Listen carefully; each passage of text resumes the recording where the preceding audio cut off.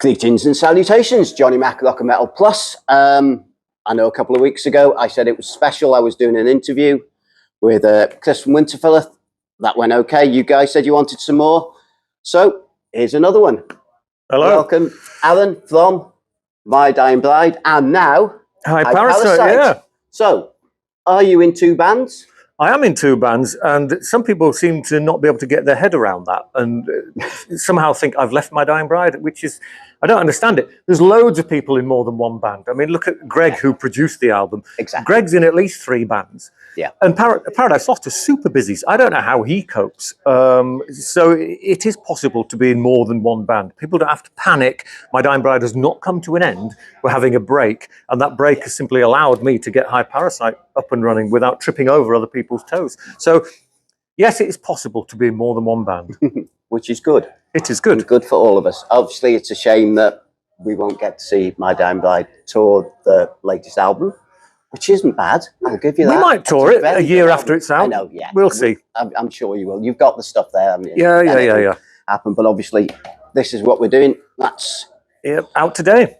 Yes, out today. We've got you nice and early. High Parasite, obviously, slightly different.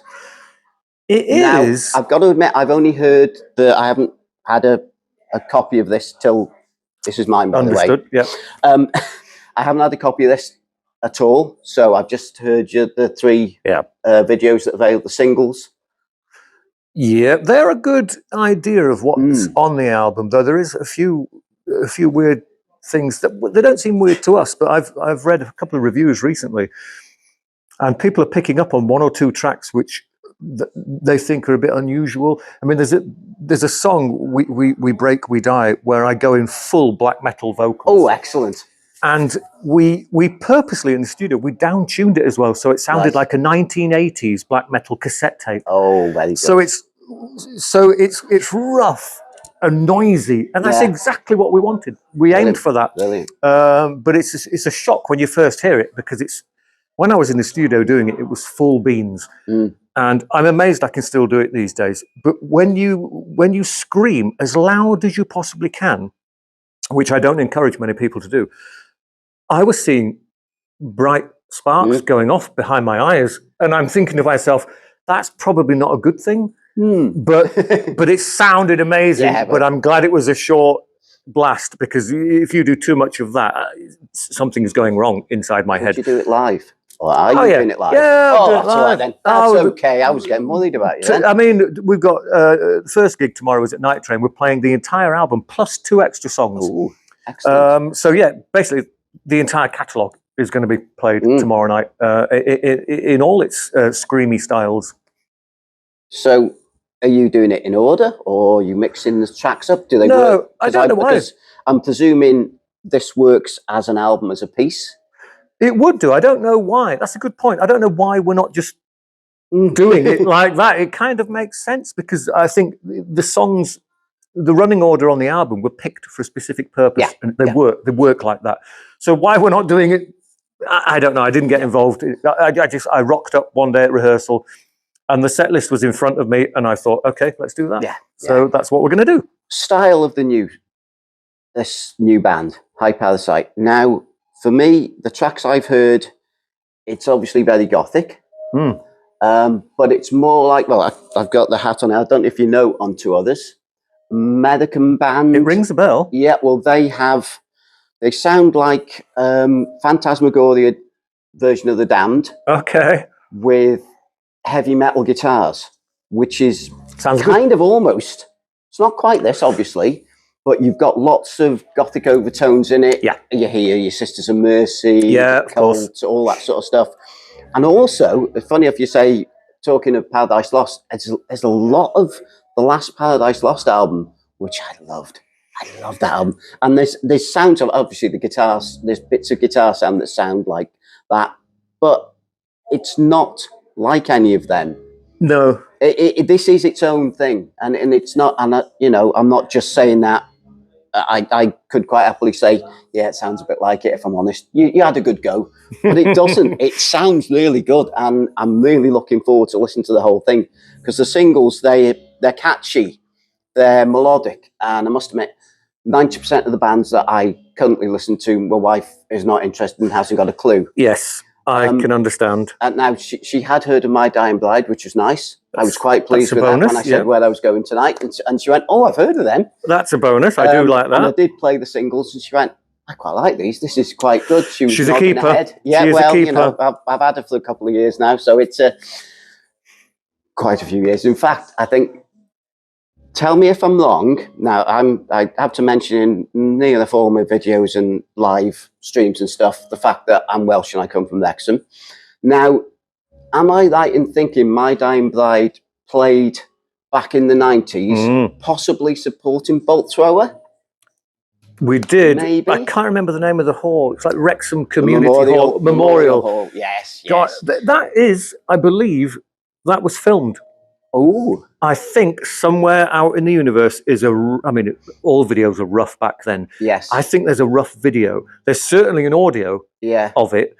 But it was filmed or recorded from the audience. So it's a racket and there's people talking. I had a sneaking suspicion it was my mate, Mark, as he was known as Gully, or Coffin Blood, as he was calling himself back then.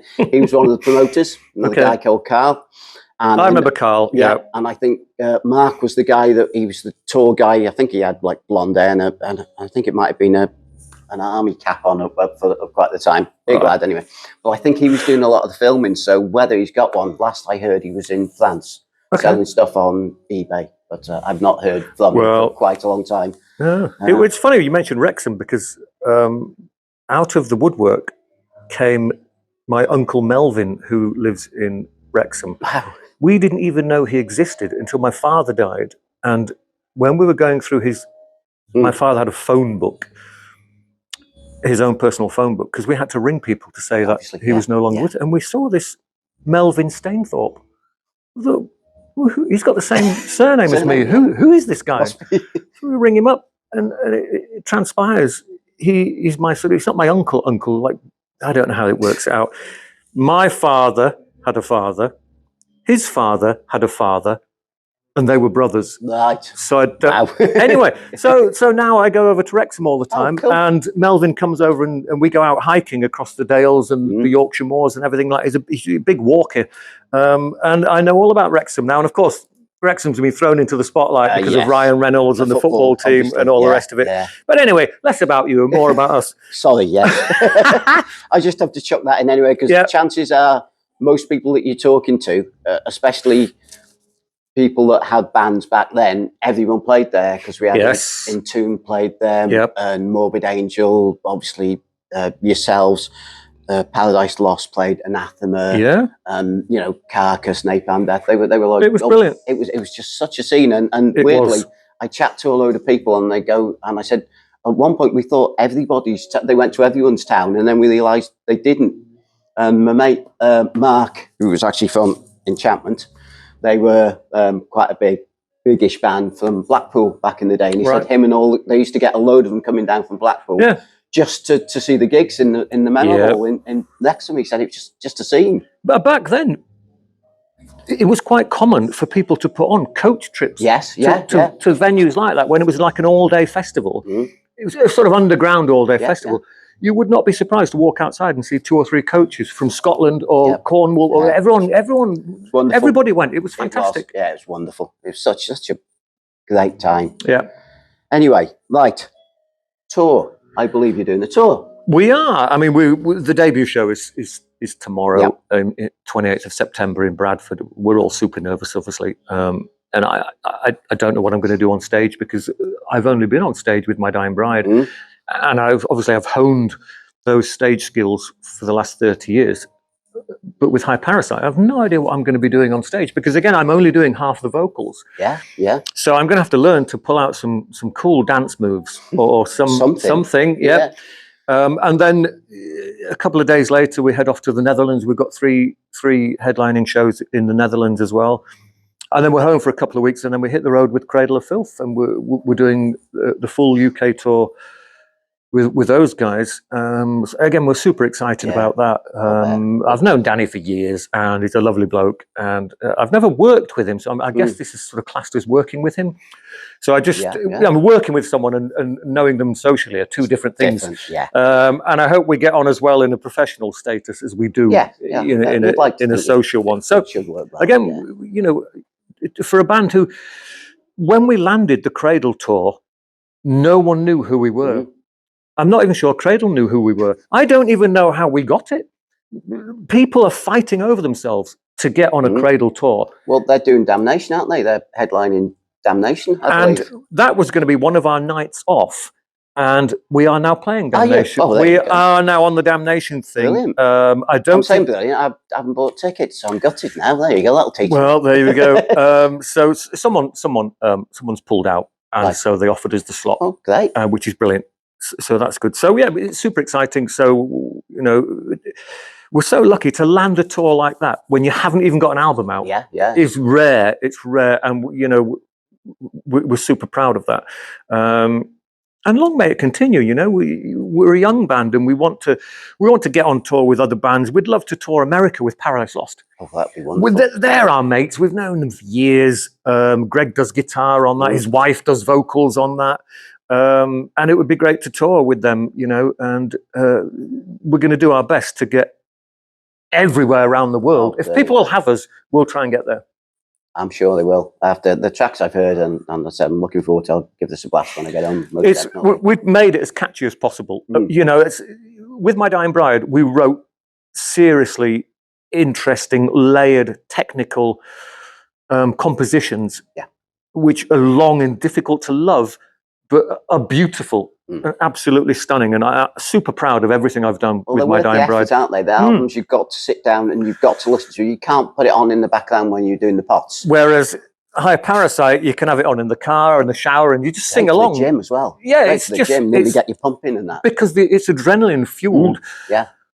We called it death rock or death pop because it's poppy, but not bubblegum pop. No. It's dark. It's nasty in places, but still fun. There's a weird juxtaposition between, we're trying to be goth, which is all dark and menacing, but it's fun goth because you can sing along to every single song. The choruses are there for everyone to sing along to, and that's exactly what we're trying to do. We're not trying to reinvent the wheel here. We're not trying to prove we're super technical musicians. We're just writing punch-in-the-face pop rock. Well, it would be pointless you doing My Dying Bride again. Yeah, why would I do that? You just do another My Dying Bride band. I've never understood when somebody comes out and they do something exactly the same. I think that's why, for me, I didn't like it, but the Corey from Slipknot album, when he did his solo stuff, sounded nothing like Slipknot. Great. I wasn't a fan of it. It was okay. But if you're going to do something separate and keep your old band, you don't do it the same. It does seem like a pointless. It doesn't make sense. Yeah, I mean, you could argue that, you know, I've spent 30 odd years in My Dying Bride, so I know what I'm doing. So if I wanted to do something else, I could make it like My Dying Bride because I know exactly what I'm doing. Exactly, But then, you know, when I got involved in this band, I had no idea what was coming. The songs were coming thick and fast, and I thought I was just doing a bit of a guest vocal thing. And I ended up being in the band somehow. And I'm absolutely loving it because everybody's younger than me in the band, and they give off this energy, this buzz. The enthusiasm is seeping out of the other guys, and honestly, it makes me feel 10 years younger. But also, I guess with it as well, it gives I can see you've got that fire, that enthusiasm, I'm mad for it. Something different. If it was like the same thing, and this is new for you, as you say, you don't know what you're going to do on stage. I don't know what I'm going to do on stage. Exactly what you're going to do on stage when My Dying Bride of course. You know it, and you know all the guys, who's going to stand where, who does what. You know, when this comes in, when that comes in, this is all new for you. It is, and I'm really nervous. And you would think, Aaron, you've been doing it 34 years. Just get up there and get on with it, you biff. But it's not that easy. You know, I've never thoroughly enjoyed playing live. I think that's because My Dying Bride songs are very emotional. And I get involved in the characters in the songs, and for most part, those characters are having rather a torrid time. But with High Parasite, it's fun, and I don't know what I'm going to do on stage. I've never been fun on stage before, so I'm going to have to pull out some wicked dance moves. I think I might get a tambourine. Yeah. But Maracas? People have poo-pooed some of my ideas. So I'm just going to have to go with the flow and see. The adrenaline will control my limbs somehow. I will have no control of my limbs, but adrenaline will be doing something. You'll just go for it. I'm just going to go for it. It might look foolish to begin with, but it might be the first time in the history of my musical life that I actually enjoy being on stage. Look forward to it. This is good. As you say, it's something new for you as well. Yeah.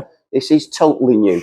It is. And it's not just a new album or the new tour and that. This is a totally new form of art, I suppose. Before My Dying Bride go on stage, I get super nervous and I'm almost sick because I know what's coming and it's hard work. They're such emotional pieces of music and they're difficult to sing live because you're wearing your heart on your sleeve, and that's tricky when there's thousands of people there who are gazing at you, and and so before My Dying Bride go on stage, I feel awful. And I'm hoping that with High Parasite, I look forward to going on stage because we're just going to have a laugh. Get out and do it. We're just going to go out and have a laugh, and everyone will sing along with the choruses. In fact, when people get really into it, hopefully they'll be singing the choruses, and I won't even have to sing the chorus. They'll be doing it all for me. Less singing for you, because you're only doing half the singing anyway. I know, what a lazy bugger. An instrument, maybe? I said maybe an acoustic. Yeah. I'll just rattle my arms like that. Oh, some maracas. Hey, look what I've got, everybody. Invisible maracas. Yeah. Brilliant. So, as you say, you got the tour coming up, got the album. You and the guys are obviously getting on really well. Yeah, they're good guys. I mean, I've known Toombs, 20 odd years. Was he loading for you guys? Is that where? Yeah, and he's Greg McIntosh's guitar tech. Oh, right, okay. So he's out on the road with Paradise Lost all the time, which is how Greg got involved because, I mean, they're best mates. We've had, I mean, Toombs throws a wicked Halloween party. And Greg's always there with his wife, Heather, and, we rock up and we have a great time and it's brilliant. And so working with Greg was a given, really. And it turned out to be really, really, really good experience for us all, really productive. And I don't see why we can't work with Greg again on the second album if he's up for it. Excellent. Yeah. And he did some guitar work. He brought the keyboard samples in. We all had a laugh, and he was super professional. Sometimes when you're in the studio and you have to listen to the songs over and over and over again, it takes the shine out of them. You're slowly picking them apart to find any errors that you need to correct.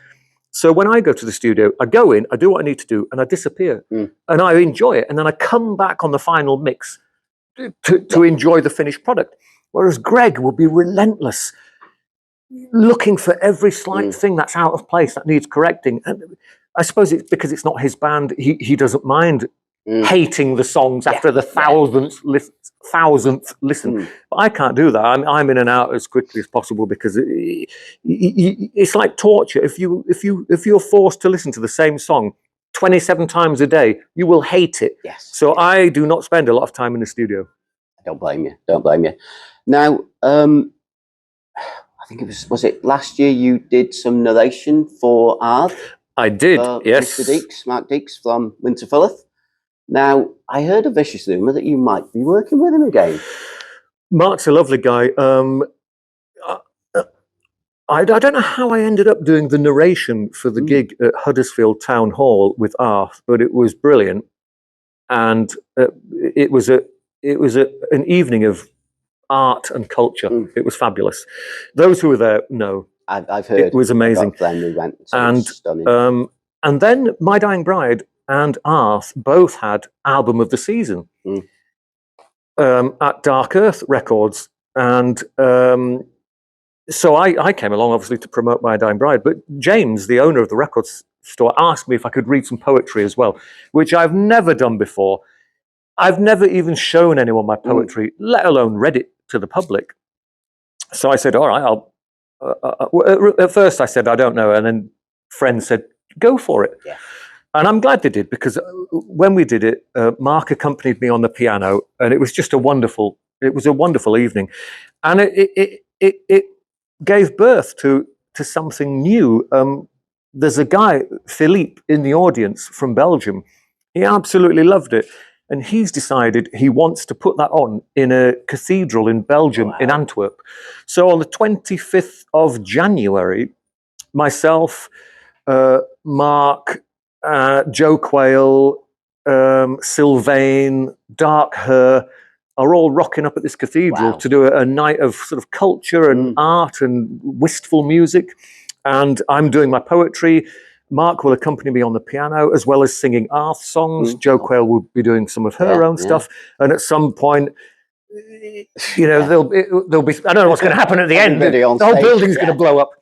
And if it becomes a thing, we might take it on tour. Wow! So you know, I'd go and see that. As I'm getting older, it's almost like I am aware that death might not be far away behind me. So as I get older, I'm cramming in. Yeah, I'm cramming in as much stuff as possible.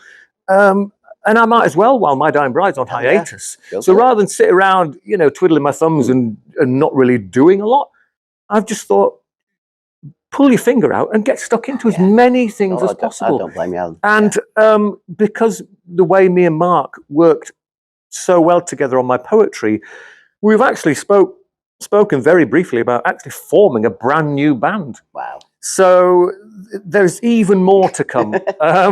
So I will be juggling quite a few things in the future, but so long as I manage it in a professional way, so long as I remain on top of it at all times, I will be able to cope. And I'm really looking forward to it. Brilliant, brilliant.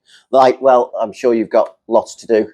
It's a Friday night. You'll be going to have an early night. Friday night's curry night. Tomorrow, yeah. Oh, excellent. Right, I'll let you get off. Thanking you. Cheers, man. So, yeah, cheers. Thanks for that. I've probably got a collection update video up to do. I think I've got some black metal. That much. I'll pick out a few and do that in the next one for you. I'll see you guys in the next one. Cheers. Laters.